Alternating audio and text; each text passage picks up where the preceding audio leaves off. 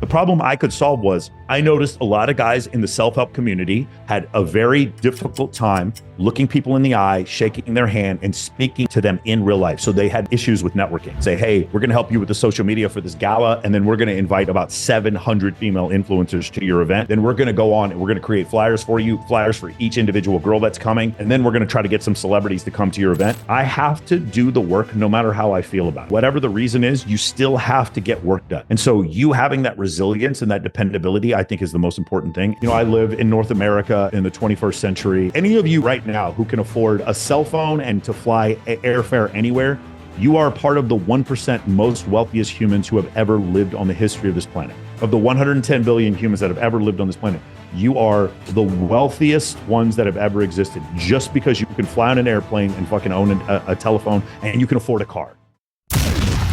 You're listening to the Real Business Connections Network. Real Business Connections Network. Powered by Albert Marketing, LLC. Subscribe now and check us out at realbusinessconnections.com. Enjoy the show. Welcome everyone once again to Learn, Speak, Teach on the Real Business Connections Network. I'm here today with Michael Sartain. Michael, what's good, brother? How are you? Hey, I'm doing good. How's it going? Good, man. Good. I want to start off with something that pisses me off a little bit. And I know some of these people might even be friends or clients of yours. I really just want your opinion on it. Okay. So I see you as actually living the life, but I'm a marketer by trade. And I see people like, they don't even rent the car. Like they just take a picture in front of the car. The model, they paid a model a couple $100s for a photo. They're creating this image that they're living the life just to get sales of a product that often stinks because they aren't living the life and they're really just trying to get a quick buck. And the reason I bring it up is because I just by glancing at what you're doing online and like, what, you have 32 million views on YouTube. And what are some of the guests you've had on the Michael Sartain show, just for some background here?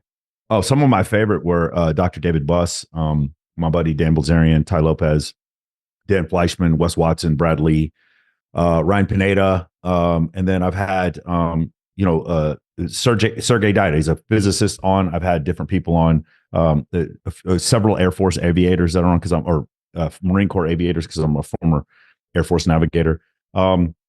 And with that, probably another 100 or so Playboy or OnlyFans or Instagram models that have been on there as well.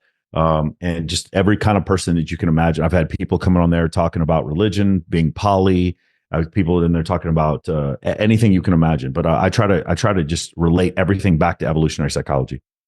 So you're tackling like you're going deep on evolutionary psychology. Yeah. Legit celebrities in your network. You are living the life that people are pretending to live. I guess the two-part question is, what are your thoughts on those people that are pretending? And the bigger question, is it what it's made out to be? So it depends on which field we're talking about. Are we talking about the pretenders that are in the dating field? That I think is dangerous because some of these guys are actually bad, giving bad advice. And they're in the dating space and they're pretending like they know what they're talking about when they don't. They're just copying what they read. Like there's a few guys out there right now, and I don't mean to call them out, but they're like not even changing my words. They're teaching social circle programs and they're like literally copying me word for word. And that's not scary, but it is kind of scary that like you said before, they're like going up to other people's tables and taking pictures with girls that they don't even know. That part I have an issue with. As far as the crypto CBD NFT crowd that like rent a Lambo and take a photo with it and have a fake watch. That's dangerous. It is, but to a certain extent, like humans are manipulated by seeing signs of status and wealth. This is one of the reasons why Grant Cardone shows his wealth to let you know that he's successful. Even my buddy Brad Lee, he finally showed that he bought a Ferrari. He has 2 all black Ferraris, black on black Ferraris. And then my man, Wes Watson, I mean, the guy has like 6 Phantoms now. I mean, just in ridiculous level of cars. Also, my other friend, Steve Demopoulos, he's a defense attorney, or he's a personal injury attorney here in Vegas. And this guy just showed like he was in the valet at Paris with $2 million worth of cars. No, more than that, like $4 or $5 million worth of cars that were his staff was driving. And in doing so, it created so much buzz online that it got him more customers. I don't know the answer to this, Ben. I'm not going to just come out there and just say it's all bad. I think if you have a really good product and you're not specifically saying, I got this, I made all this money and I can teach you to make this money. I think the problem is if you say this is yours, that's problematic. But if you say I'm driving a Lambo and I can teach you how to make enough money to drive a Lambo and you can't, I think that's a big problem. I think that at that point you're being intentionally deceitful. But there is some fake it till you make it with everyone. Like no matter what the advertisement you do, you're going to show the best parts of yourself. I don't, like, even with my ads, it's me with a bunch of beautiful women at all these different events. I don't show parts of me like when I'm in the shower, just barely waking up, right? I have better parts of my day that I try to show. So we're all faking it to a certain extent. But I do think it gets a little bit dangerous. But for me, mostly though, the most dangerous stuff are the guys that are in like the dating space who are literally paying prostitutes for to sleep with their clients. That is a big issue that I've seen. And the clients think that they like learn to get good with women and they give these really great testimonials. And then guys also like, you'll see this often where you'll see guys, they'll be in somewhere in South America and they'll be like, oh, I created a harem, or I'm really good, or Eastern Europe or something like that. And they'll talk about all the girls they hooked up with. And I'm like, yeah, you're in a country with no middle class. Of course, like that's what happened.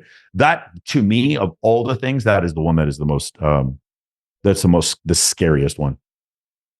That's got to be scary because better than I do. But when it comes to meeting a girl, dating a girl, guys or girls, no matter what you do, whether you're polyamorous, so whether you're getting married, it doesn't matter. It's got to be one of the most important decisions we ever make. And if we learn the wrong social skills, that's tremendously detrimental, is it not? Yeah.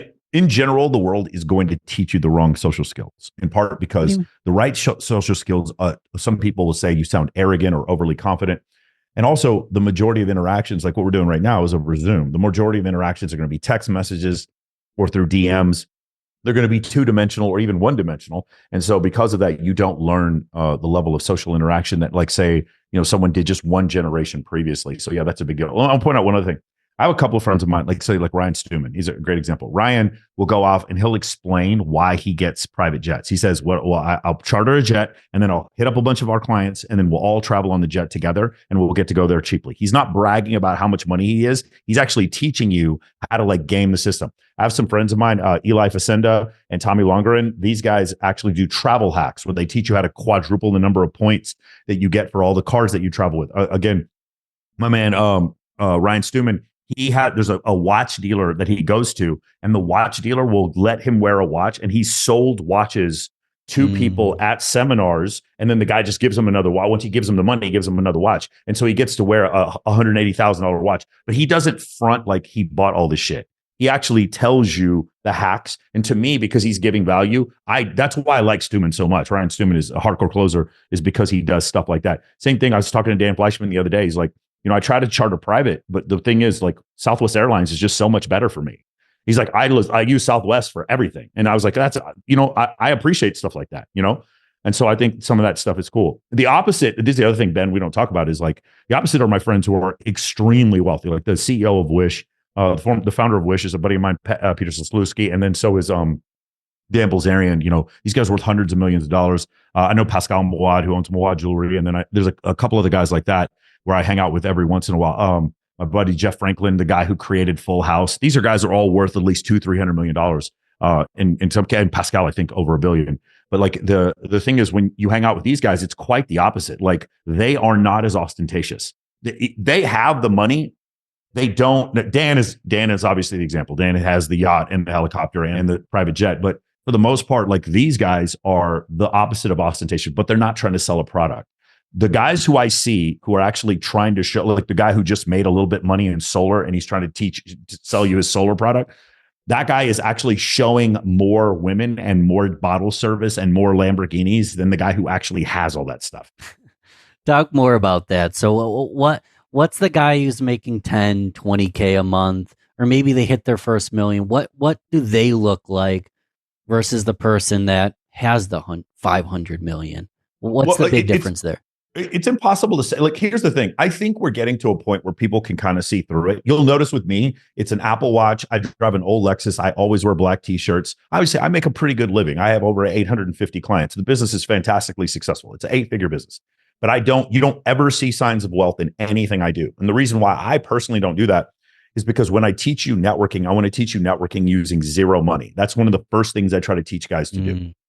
And so if I was sitting there and I was like, hey, throw a huge event, a charity event on your yacht, people will be like, I don't have a fucking yacht. Like, that doesn't work. So for me, I'm like, what you need to do is contact the SPCA, say, hey, we're going to help you with the social media for this gala. And then we're going to invite about 700 female influencers to your event. Then we're going to go on and we're going to create flyers for you, flyers for each individual girl that's coming. And then we're going to try to get some celebrities to come to your event. If I'm the SPCA, I'm like, thank you. Hell yes, let's do that. And that costs you $0 to do what I just explained. And so that's what I try to teach guys to do. So you're saying, it's really funny because there's two parts to this. Number one is not every guy who's doing a coaching program is trying to show ostentatious wealth. There's a few guys I saw. Have you ever seen that one ad on Meta? I actually want to steal this.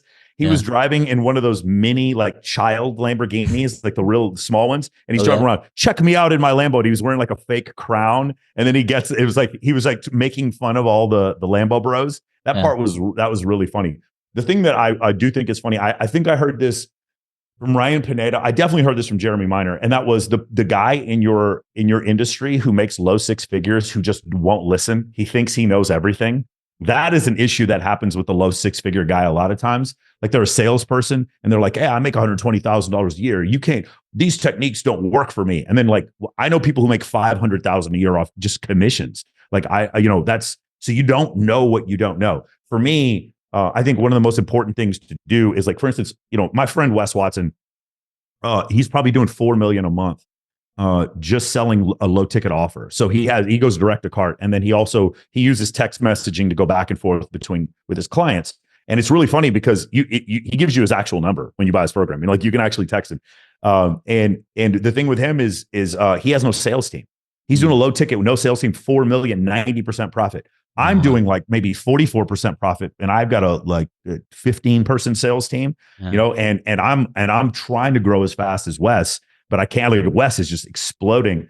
I try to learn so much from watching him, watching Brad Lee. Ryan Pineda has a 10K program that he's doing right now. He's going to come out with another 3K program, and we go over. So for a 10K, you're going to want a sales team. For a 3K program, you're probably going to go direct to cart. My friend Casey Zander, he has a low ticket offer he's doing. Dan Bilzerian is considering a high ticket or a low ticket offer for his course that he's got coming up. The ultimate low ticket offer, the first one, the one that started it all, was be 67 Steps by Ty Lopez. And I talk to Ty sometimes about this whole concept. So these are all really interesting things that you can find. But your original question about ostentatious displays of wealth, I think there's a small subset that it's doing that, and that is the lifestyle and dating guys. Does that make sense? The married guy with kids, he's not going to go that much for the Porsche. Like, he doesn't care quite as much. He just wants to provide for his family and get his kids into a good college. Whereas the guy who's like young and single, why is he doing Amazon FBA? Why is he doing solar? So he can meet hotter women. Those guys, that kind of stuff affects them a little bit more. The Lambo and the pretty girl and the AP watch. What affects you the most? It sounds like you do it for the curiosity, the learning, the people. It sounds like you're constantly evolving, and that's really... Is that Michael's secret? It's not that complicated, but it doesn't sound like you're doing it for the girls or for the celebrities. I'm sure that stuff's good. Tell me if you just like it, but it sounds like you're just always evolving and always learning. I'll tell you why I created my program. This was my why. So I was involved in the self-help community since 2006, somewhere around there. This was when my father was killed by a drunk driver. And when that part happened, it was like, for me, the first book to start it all off for me was The Power Now by Eckhart Tolle. And I actually went and, I got into some self-help stuff. I became addicted to audiobooks. At this point, you couldn't do double speed like you could do now. But then later on, started doing double speed audiobooks, triple speed audiobooks. I started taking notes. I got one of the reasons I talk so fast is because I listen to audiobooks super fast. And so I started getting through like 40, 50, 60. I would be deployed in Afghanistan or Iraq, and I would listen to like 60 books in a year. Man, I would get through so many books. It was really great. And I just increased my base of knowledge. So that was one thing that really helped me. So in that time period, from say '08 to 2020, that 12-year period, I was actually going out and teaching at some self-help seminars for dating and different things like that. Not usually, occasionally business, more to do with finance. Specifically, I was a stock option seller. I worked or I still work for Continental Financial Capital as a portfolio manager. So in those different instances, I would go out and I would speak, but I made $0 from this, Ben. No one ever compensated me for any of this until 2020. So I had about, say, from when I first started working in a gentleman's club in like 2000, all the way until 2020, I had 20 years of experience as far as building a business, building a huge network, dating the most beautiful women in the world, showing up to parties with 60 or 70 girls, basically taking over the nightlife scene or the social scene of an entire city. I had 20 years of experience to do that. And so I would watch the self-help community just in general. So one of the things is when you go to one of these big seminars, what do you notice? Is there a lot of men or a lot of women there? It depends on the kind of seminar, but probably a lot of men. Yeah, it's somewhere in the 90 percentile of men if you go back and you actually watch. Really? It's for self-help. There's a few women who are super into it. You know, obviously shout out to the Layla Hermosis out there and my friend Brittany Michael Chuck. She's like that. Just goes to every self-help seminar she can. Jamie Kern Lima just put on a 14-hour event with Oprah and Tony Robbins and everybody. It was incredible. But you're saying it's mostly men at those events. Why is that? Well, because I think for men, because of our higher levels of testosterone, and this is one of the things I teach in the program, is that men and women are different. We are different. Men have 17 times the level of testosterone that women do. And because of that, we in general are more assertive. Also, we don't have looks to fall back on. Not all women have looks to fall back on, but some women do have looks to fall back on. And some women have a lot of women want to be professional and be working women, but there are some women out there that are like, I want to get married to a man who provides, and then I want to have children with him. So that's a different career path that most men can't take, right? There's a few stay-at-home husbands, but most of them, they're out there working. So as men, we have a burden of performance that in general exceeds what most women have. Again, I had 2 female squadron commanders when I was in the Air Force.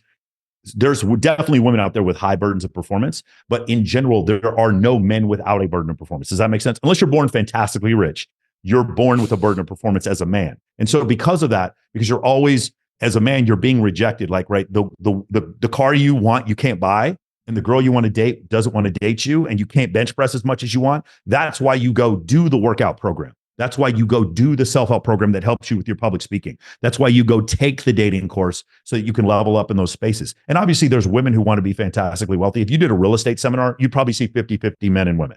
Okay. Mm-hmm. But if you want to do like, I'm going to develop a sales funnel for my digital product or whatever, it's going to be 80 or 90% men, especially when you get into things like coding. Like that's just the way it is. It's just a function. It's a reason why 90% of people who play video games are men. It's part of the male psychology, whatever it is.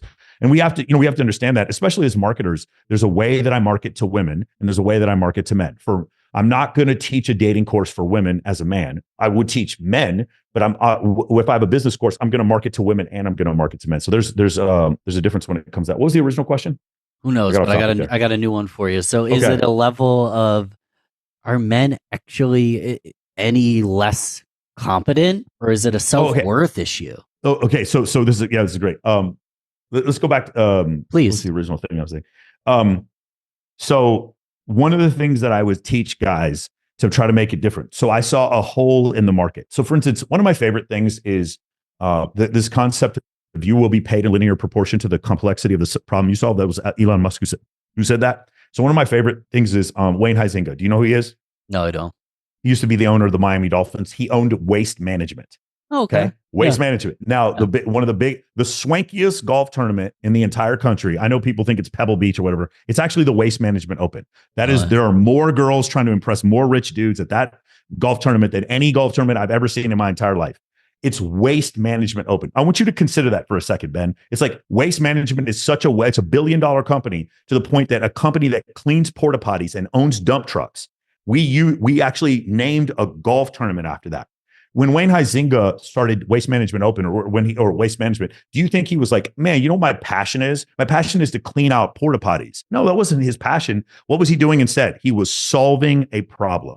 So from my standpoint, I happened to find a problem I could solve that I was also passionate about. The problem I could solve was I noticed a lot of guys in the self-help community had a very difficult time looking people in the eye, shaking their hand, and speaking to them in real life. So they had issues with networking. And I noticed that several of them, when they were neglecting their dating life and their physical fitness. And so that part was also missing for them. So self-help guys who didn't know how to date and they didn't know how to communicate with others in a uncalibrated way. Then I noticed in the dating space, it was a lot of either bad information from pickup dudes, or there was a lot of not red pill guys, but like a lot of misogynist incel behavior that was in the dating space. And I wanted to say problems. It wasn't solving anything. And I wanted for those guys to learn leadership components and the ability to communicate, and then even in better dating techniques. And so because I saw this huge gap between these two industries, so self-help and dating, that's what my program was there to fill the gap, which is almost like consider if Jocko Willink taught a dating course. That would be kind of like a way to explain it. So in the course, it's like you should be able to replace your entire friend group, your entire dating life. You should be able to replace your girlfriend, your job, and your social circle in 15 minutes. If you can't, you don't have enough abundance. And if you don't have that, then I'm the one to teach you. And when you throw an event, there should be just as many women as men at your event. I don't care if you're an accountant, you should have as many. And what I do is I try to teach my clients, have twice as many women as men at your event. I would go, could you imagine if there's a bunch of real estate agents in your city inviting you, every real estate agent invites you to open houses and all these like meet and greets and seminars, and you get tired of them after a while. They're all the same thing. Imagine if one of them, there were 3 times as many girls as guys. Imagine if there was one real estate guy and every time it was in some mansion, there's some $40 million mansion, and they had some charity event, and there was always 3 times as many girls as guys. Everyone would go to that.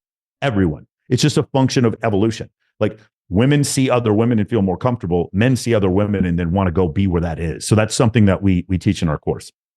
I got a lot of questions for you, but you mentioned the course. How do we get the course? Well, where's the course? What's up with that? Yeah, so it's called Men of Action, MOA Mentoring. You can go to moamentoring.com and you can check out the course. Basically, it's like I said before, you want to be the hub. You want to be the center of your social life. So everyone you know should be trying to get their job. You should be getting your friends' jobs. Your friends should be meeting their boyfriends and girlfriends through you. It should be getting employees through you. People should be finding vendors through you. So for instance, like of my friends, they'll come to me to find people to lead their sales team, people to do their funnel, people to edit their videos. I want to be the guy that everyone comes to for advice or comes to network with other people. And in doing so, I'm also the dude who I'm hosting a Grammys party on the 9th, and I want to show up there with 200 girls. So all the things I just mentioned before, replace your social circle in 15 minutes, you replace your partner in 15 minutes, replace your job in 15 minutes, and you're the guy who shows up with 200. And when I say 200, I don't mean 198. I mean 200. And if you have any question on whether or not I'm exaggerating, just go to my Instagram and you'll see I am not exaggerating. I mean, show up to a party with 200 girls. This is something I teach you how to do using no money. Interesting. So you've already answered a few of these questions, but I want to set a scenario and then you can give advice to, honestly, the man Ben used to be, because I'll put myself on the spot a lot better than I used to be. I figured some shit out, but it took me 10 years to do it. I went through a phase where I would be listening to the self-help. I'd put on a Tony Robbins seminar. I love it's still a great station, Charisma on Command. It's a great station. I'd watch this station to learn about social skills. I was an awkward, young boy. I was awkward. I was weird, but I was also an alcoholic. So what was happening is I'd be watching a YouTube video, laying hungover or even worse, hammered drunk, watching the video. My health was shit. I wasn't retaining the information. And what would happen when I was in a scenario where I could have possibly utilized something that I had learned, I didn't feel worthy. I didn't feel confident because I was literally, imagine having the answers but not taking action. The amount of shame, the amount of unworthiness. You kind of feel like a dumbass when you understand what you quote unquote should do, but you're not taking any action and your life's a wreck. Now, there's a lot that needs to happen there, but what would you say to someone who's going through even the slightest bit of that? I have the answer. I know what I need to do. I understand there's things I can do, but I'm not taking action. It's not working for me. So you know how they talk about this in 4-Hour Workweek? They talk about name your client. You have sort of design who your perfect client is. We have a client called Doug. That's one of our avatars. Doug is the guy who can name for you every single book Tai Lopez ever recommended and every quote Tai Lopez ever had, but has never started an LLC in his life. He's gone to every seminar he could. He's even assisted in seminars. He's actually been one of the guys who worked for free as an intern to try to help people set up for some big seminar. He's gone to everything Dan Fleischman's ever done. He's watched every Wes Watson video. He's done every self-help thing there is, but he still lives on his mom's basement, and he is absolutely mortified of taking any action. So what we try to do with Doug, the reason why my course is called Men of Action is because I was sick and tired of seeing people go to these seminars and then cry, hug their buddy, and then go right back to their mom's basement. We require action. This is one of the big differences. Like if I was just selling a field, these guys who do like mindset courses, I think it's awesome because it's really helpful. But if that's your if your KPI is like, have a better mindset, could you imagine like, what is the cost of goods sold on selling someone mindset? It's zero, bro. You know, but what's the markup on selling mindset? It's 100% markup. There's no cost for that. For me, what I do is my KPI is results. Did you get results? If you didn't get results, I don't really care that you feel better. We talk about fuck your feelings in my program. We do not care about how you feel about it. We want you to be successful. We don't care how you feel about it. Because what I truly believe is the apex experience for the Homo sapien is for humans to solve problems with other humans and for humans to have a family. I think that's the apex experience. So when you solve these problems, normally, like naturally, you're going to feel better about yourself. When you get a new bench press max or make $1 million in your new business or figure out a way to get, proper medical treatment for one of your family members. When you work together to solve these problems, when you do these things, when you provide for your family, that's the apex experience. I will worry more about people accomplishing goals than I worry about them like going to a therapist for their mental health. Not to say, obviously, you should do that. Some people need to go. But what I find often is that people sitting wallowing and feeling sorry for themselves, like a Doug who does not take any action, that is a more unhealthy mindset. And so rather than, it's one of these situations like, Ben, I talk to guys who are very depressed. And then all of a sudden they went on a couple of dates with beautiful women and had sex with beautiful women. And all of a sudden they weren't depressed anymore. And I'm like, so you would what's the whole shit about the therapy then? Like, I don't understand what the point is. I know guys that were depressed because they don't make any money. And then you teach them how to make more money. And the crazy thing happens, Ben, they're just not depressed anymore. Like accomplishing goals trumps the going to get therapy should be the thing you do at the end after you've tried everything else. That's my point. And I know a lot of people are going to find that very offensive because I know going to therapy and the mental health stuff is like very important right now. But like I said before, as men, we have a burden of performance. I have to do the work no matter how I feel about it, no matter how sad I am. My cat died, your girlfriend left you, whatever the reason is, you still have to get work done. And people still depend on you. And so you having that resilience and that dependability, I think is the most important thing. And in the end, I think you're rewarded with what I would consider to be the ultimate happiness and satisfaction is that's an individual who accomplishes goals. It's funny how it circles around because you say fuck your feelings, but it sounds like by saying fuck your feelings and going and accomplishing what you want to do, it actually gives you good feelings. Yeah, of course. Yeah, that's like that. Exactly. The accomplishment of the goal is more important. That's exactly right. Yeah. How do you deal with failure? I'm sure you miss your goals all the time, right? Yeah. So the three things for me, as far as mindset are concerned, is number one, gratitude. The fact that, you realize you live on a planet where half the Earth's population lives on $1 a day. The fact that you live after broad spectrum antibiotics. The fact that you live in a time where infinite levels of knowledge are available to you at the speed of light on the internet. I have friends that live in Africa and I can just call them for free on WhatsApp and it's like not an issue whatsoever. And it's encrypted. It's incredible. All this technology that's at our fingertips for free. And we just don't have gratitude for us. And until you look at, watch a story or TV show about people who lived in the 18th century. And you come to the realization how much harder they had. Like they would die from dysentery. They would die from not getting clean water, just incredible levels of, you consider the most powerful man in the world, Henry VIII, died of gout, something that's like easily curable today. So that kind of stuff is one is the level of gratitude I have. You have 2 hands and 2 feet. You can walk around. And even if you don't have 2 hands and 2 feet, you look at Nick Santonastasso, the dude's missing an arm and 2 legs, and he's still out there dating a supermodel and driving a sports car. Like, why? Because he just believed in himself, right? It's an incredible thing that you can do by having a certain level of gratitude. So that's the first thing.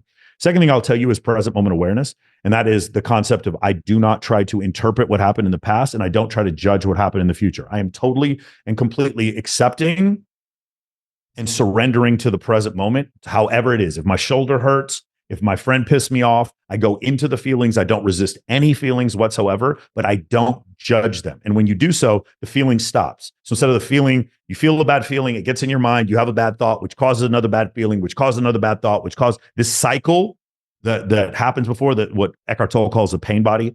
This cycle, it stops because I have the bad feeling and I experience the bad feeling and then I don't judge it. And then the cycle has stopped. So that's the second one, is present moment awareness. And the third one, I'm trying to remember. Oh yeah. The utter and complete realization that you're going to die. I think that's the third one. Is like, the thing is, like, Elon Musk is more successful than me. And in 100 years, we're both going to be in the same place. So it's one of those things. It's like, why would you not take chances and try to live life to the fullest, knowing that the incredible level of impermanence in your life? And when you completely surrender that, and then along with understanding that you're going to die, the realization that, like, the most famous person in the world, whoever you want to think of, let's just say it's Cristiano Ronaldo, let's just say it's Lionel Messi or Barack Obama or whoever, The Rock, whoever you think the most famous person in the world is, that person had zero effect on your life today. And he's the most famous person in the world. You're not that famous, which means nobody cares what you did today. Like, nobody. You guys can do crazy stuff and dude, try it sometime. Go into a mall and just start barking. And like have people stare at you for like 10 seconds and then walk away. Come back 30 minutes later and nobody remembers shit. Nobody cares. You live in a country where a man fucked a porn star while his wife was pregnant, and we elected him president of the United States. We live in a country where a man transitioned to become a woman, ran over someone, killed them, and was named Woman of the Year 4 months later. I mean, I'm talking about Caitlyn Jenner. You live in a country where Oliver North was part of the Iran-Contra affair and became a contributor for Fox News. You live in a country where O.J. Simpson, like, allegedly stabbed his ex-wife and Ronald Goldman 56 times, and now he's on a fantasy football podcast while people are trying to make TikTok videos with him. Nobody pays for shit. You're in a country where they made a movie about a guy who was eventually convicted of securities fraud. He punches his wife in the stomach in the movie, kidnaps his own kid while he's snorting Quaaludes and having sex with prostitutes. And we love him. He's the Wolf of Wall Street. Now he's a huge sales trainer. You're telling me that all these people were able to live this life with zero consequences, but no one gives a fuck about who you are or anything to do with you, and you're worried about what meme you post? Or I'm worried about posting this on social media, or I don't want to start a podcast because I'm worried about what's going to happen. You are not paying attention to the actual world you live in. So that's how I deal with rejection. That's how I deal with failure. Let's stay on this. Let's talk about death. So ultimately, what you're saying is, with a long enough time horizon, your actions, your wisdom, your words, most of it, if not all of it, probably is going to be forgotten. So with that premise, I'm a firm believer that knowledge, insight, experiences left unshared is just a freaking waste. If you have knowledge, insight, experiences, and you do not share it, you can't create ripples, you can't affect people, you can't pass it along. You are possibly completely forgotten. It was totally a waste.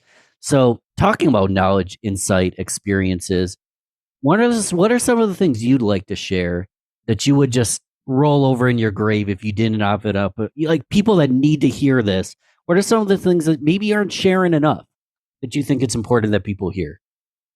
So finding mentors is probably the number one thing that I will tell you. And that's because it's going to guide you to all the rest of the suggestions I have. When you start following successful people, success leaves clues. You're going to start to notice that they're doing the same thing. A lot of them are doing the same boring thing over and over again. So like this mentor and this mentor, it's like when you get to the top level, they're kind of doing the same thing. You're also going to find out this one massive correlation is that when it comes to like dating and seduction, and when it comes to sales, they're also the same thing. Like you start to understand, oh wait, why is it that these techniques tend to work on all humans? And that's when you get into the concepts of evolutionary psychology. I would recommend people at least read 1 or 2 books on evolutionary psychology just to understand that, like, the proclivities that you have all at some point during our existence, meaning the Homo sapien existence, aided in survival. Your fear of heights, your fear of snakes, your aversion to the smell of sulfur, those kind of things, you'll notice that is ubiquitous amongst all human beings. Why is that? Because our evolution created us like that. So why is it that men prefer a certain hip to waist ratio, signs of youth and facial symmetry, and women prefer men that are taller than them, and men who have more upper body muscle than women do, or more upper body muscle on average than most men? Why is it that women prefer those things across all cultures? Why is that? You learn about those things when you study evolutionary psychology. Number one would be, like I said before, finding mentors. The second thing I said was like the idea of you like not taking chances because you think other people care about you. Like, turn your neuroticism off. So many of you who are watching this are like worried about starting a social media account and you don't have 100 followers on Instagram and you're legitimately worried about what other people think about you. That's just arrogance. You're just a narcissist. No one cares what you're doing. When you, it was Neil Strauss who told me this one time. He goes, the key to life is recognizing that it's not all about you. I am only interested in solving other people's problems, and I'm fully aware that my wants and desires are so tertiary in my existence. Like, I will get almost anything I want in the world if I solve other people's problems, not just because I want $1 million. I have to go solve someone else's problems, and before I look, I'll just turn around and poof, there's just $1 million that just appears because I'm solving people's problems. That's the trick, is to recognize it is not your wants and desires. You start a podcast or build a business because you're meeting the demands for other people. That's the trick, is recognizing that it's not all about you. And yeah, just gratitude is probably the most important one. Like, just it keeps you going every day. The fact that like, I live in North America in the 21st century, and like any of you got right now who can afford a cell phone and to fly airfare anywhere. You are, I believe, part of, I think this is an Enlightenment Now by Steven Pinker. You are part of the 1% most wealthiest humans who have ever lived on the history of this planet. Of the 110 billion humans that have ever lived on this planet, you are the wealthiest ones that have ever existed, just because you can fly on an airplane and fucking own a telephone and you can afford a car. Like, it's just madness when you consider that. And because the technology that you can buy now far exceeds, like, there's nothing that the King of England in the 17th century could do to purchase antibiotics, right? So you have your purchasing power purchases you more now. So it's really interesting when you come to these realizations, especially the gratitude one, like really how bad the majority of the human experience was for the last 200,000 years. And then you think about how incredible you have it today. Just consider like women dying in childbirth, like above 10%, 25% at certain points during history. And the fact that that's almost gone down, that's less than 1% now. And that's the reason why we have 8 billion people on the planet.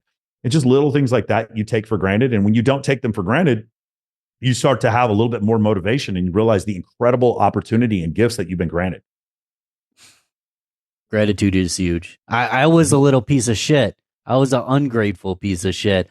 I learned the hard way. You're passionate about this. I can only presume that at some point you were a little less grateful. What did past Michael look like? What does ungrateful Michael look like? And how has it changed your life to embrace this?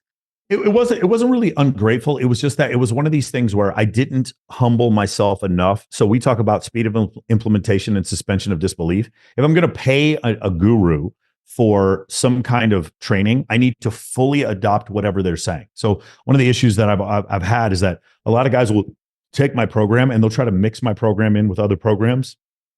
And I'm fine with you doing that once you complete my program. But like, while you're taking it, you need speed of implementation, meaning when I tell you to read this book or do this chapter or do this exercise, you need to do it immediately with no hesitation, and suspension of disbelief. No, Michael, this thing won't work for me. Okay, well, let me show you. Oh, because you're short and Indian, you think you can't get a pretty girl? Here we go. Here's 50 of my clients who are also short and Indian, and look at the girls that they're with. You see how I've completely destroyed your disbelief? So from now on, I need you to suspend all disbelief and just do exactly what I tell you. The 10,000 hour rule from Malcolm Gladwell, when he talks about it in The Tipping Point, I need you to do exactly what we teach in MOA for the first 10,000 occurrences. We have a saying in Men of Action, for the first 6 months in MOA, there is zero creativity. You cut and paste for the first 6 months. Then once you come really good at it, you're like, hey, Michael, I came out with this really incredible idea where basically we're going to have like a costume party with a costume party for ALS. And when we do so, we're going to live stream, like whatever. I'm just spitballing. When you come up with your own thing, then that's going to be incredible, but you need to master the basics that I teach you first. And when you can do that, you're incredible. It's absolutely. Any of you guys have taken Alex Becker course? Alex Becker, he teaches this course. And at the beginning of his course, he starts talking about, hey man, I know you want to skip around the course, but you need to not skip around the course. You need to do everything in order exactly the way I teach it, or you're going to screw up. And that's what happened often. You'll have guys that'll take my free course and then they'll run off and they'll try to start their own event company, even though they didn't get the proper understanding, and they get themselves into legal trouble because they don't follow instructions. So that's another thing that I've learned. Like, the U.S. military very much helped me with understanding the concept. Somebody smarter than me came up with this idea. Let me follow instructions and let me know for a fact where the weaknesses in this are before I start criticizing it.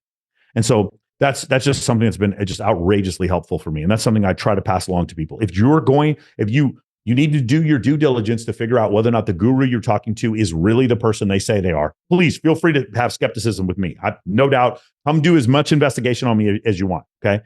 And then once you come to the realization that that person is telling the truth, once you give them your money, you need to fully and completely adopt what they're saying.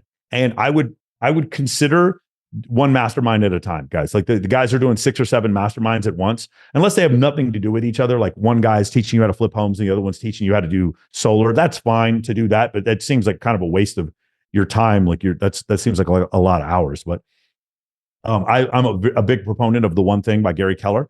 It's a great book where he goes over the way to be like if you focus on one thing for 4 hours, you actually get to 150% productivity. Whether you focus on 2 things for 4 hours, you don't get 50% and 50%. You get like 25% and 25%. As you do more things at the same time, that you become less efficient. As you do one thing for longer, which is very, very boring, I understand, very monotonous, your productivity skyrockets. Yeah, again, looking at the long-term time horizon, if you put enough effort into one thing. I struggled with this in the past. I love reading. I'm not going to tell anybody not to read. It was part of my journey, but I would read books really fast. I wouldn't implement shit. And what I'm doing now is I'm putting together, I haven't done it. I'm putting together my top 10 list. I'm going to read each of those books 10 times. Because do I really need to keep on learning? I feel like I already have the answers. Do you think that most people already have the answers right in front of them and they're just trying to learn their way out of things? With a few exceptions, I mean, the general answers, work hard. Like, well, Alex Hormozy says, I wake up in the morning and I don't make my bed. I just do the work, you know, that kind of stuff. I don't have blue blockers or take an ice bath. I just do the work. To a certain extent, yes, I think a lot of us do understand an abundance mindset over a scarcity mindset for those things. However, do you know whether or not your ads would do better on YouTube, TikTok, or Meta? You don't know. That's the answers you don't have initially. You have which one of your ads would work better? Can you start generating leads outbound by using your social media platforms? That's something you don't know. And which type of funnel works better, VSL or no VSL? I had Alex Mears come on my podcast, and he was like, we started doing sales funnels, squeeze pages with no VSL, and it actually got a higher response rate. So there's stuff like this, those specific answers on like metrics, you don't know the answer.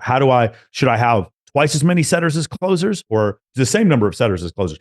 Like those kind of things, those are the questions you don't know, and that requires some experience. And I would recommend you guys pay someone to help you with that. And the other thing I'll tell you, and first off, I want to agree with you. I wasn't saying if you know that you don't know, then the way you know is you find the person that knows and you hire them. But if you hire 11 people and don't implement shit, it gets you nowhere. So if you know you don't know, you just hire someone who knows what you're. I will tell you, there's this magical app called Loom. Okay, guys, learn how to use Loom. You basically take your camera like this and you start doing stuff on your phone or your computer, and you film it while your voice is being recorded, and then you send it to a guy that you hired in the Philippines that you're paying $10 an hour to do whatever. And you just do your job for 30 minutes and send him the video. He can watch the video at double speed. He's going to have no questions. And whatever the task that you need him to do, immediately he knows how to do it. He's got standard operating procedures. I would recommend you guys replace every single thing you can in your life that does not give you energy. So for instance, for me, I love going on podcasts. I love being on camera. So that's what I want to do. I'm not going to outsource this, but I don't want to do timestamps on my YouTube videos anymore. I don't want to edit my YouTube videos anymore. Right. I don't want to I do a ton of research on my guests. Now I still do that, but I also have 2 assistants that help me do research on my guests. When I throw events, I don't want to do the personal invites for 4,000 people. I've hired people to do those things to give me back my time. Most paradigm shifting book I've read in the last decade is Buy Back Your Time by Dan Martell. If you want to scale your business, don't hire people to help you scale your business. Hire people to give you back your time. That's how you actually scale your business. So that's another thing that I found that's absolutely incredible is finding you have a structure in place that makes you money. It was Ryan Pineda who's like, when you get to you're making $250,000 a year, that's when you really need to your time is now so valuable that you really need to not be doing all these little knick-knack things. Like I'm to the point now where like I shouldn't even be taking out my own dry cleaning or getting my car repaired. Someone else should be doing that because there's so many other things that I could do to be productive. It's not that you're more important, is that your time is more valuable and you could be doing other things that bring revenue back into the company. Well, why rob the landscaper that's way better at curb appeal than I'll ever be Absolutely. from doing his passion? And it's hard because you don't want to delegate, number one, and two, you almost feel guilty making this person do the job that you find to be monotonous, but they're so excited to do it. If you find the right people, it's so terrific. There's guys who like love video editing. Like one of the things that, it's really helpful for me is that the guys who became editors on my team that edit my content, we do 40 pieces of content per day now. The guys who edit my content, they're fans of my program. Like there was a big pool of editors and they went and picked the editors who were like biggest fans of my podcast. And those guys love doing it and they enjoy doing it. And I'm like, man, I'm really glad that someone in the world wants to go through all my stuff and do it because I put out 11 hours of content per week. So, and they're willing to grind through it and you're going to find there's somebody out there that's willing to do it. The guy who just came and patched up my drywall yesterday and the lady who comes and does my housekeeping. Dan Bilzerian has 3 chefs, I believe, that live at his house, or that work at his house. He has 3 different chefs and housekeepers that live there. And like whenever we go there, they make the best food. It's so incredible. Like, but the thing is, you're paying these people to buy back your time. And that's what makes it just so incredible. It's huge. My graphic designer, literally, I don't want to build a huge agency. He does. So I'm building an entire business around his graphic design so he can run that for me. And it's finding those right people. So I want to close with 2 questions. The first is an easy peasy one. How do we follow you? How do we learn more about Michael? The easiest way to find me is on Instagram. Just go to michaelsartain.com or Michael Sartain. Go to Michael Sartain on Instagram. And when you go there, you can just message me and I'll be able to message you back really easily. If you guys want to skip that and just go straight to the school server, we have a new server on school, and it's a members or a free area on school. You go to school.com, skool.com/men of action free. And there's a hyphen in between each of the words. So it's men-of-action. So if you do that, you can join our free school server in there. We're going to have a schedule of events that are coming up, the list, including all the different podcasts that I go on. We list all those different things. We're also going to have a free call that we do every other Monday for 3 hours. We do Q&A as long as you want to go. I believe I have Mystery, Eric Von Markovic, coming on this Monday. The guy from VH1, the pickup artist, he's coming on. I had Bill Math on previously. I've had Dan Bilzerian on. I've had Rollo Tomasi on frequently. Justin Waller, and Sterling Cooper. I've had a bunch of those guys on my program before, and then a bunch of we'll have a bunch of models that'll come on sometimes. So that's the other way to find me. And then if you are interested in the program, you just actually want to learn the entire program, I would go to moamentoring.com, and then you can actually sign up there. And then finally, if you are a skilled closer, and guys, I'm talking about top 1%. We've interviewed over 800 people and hired 12 of them.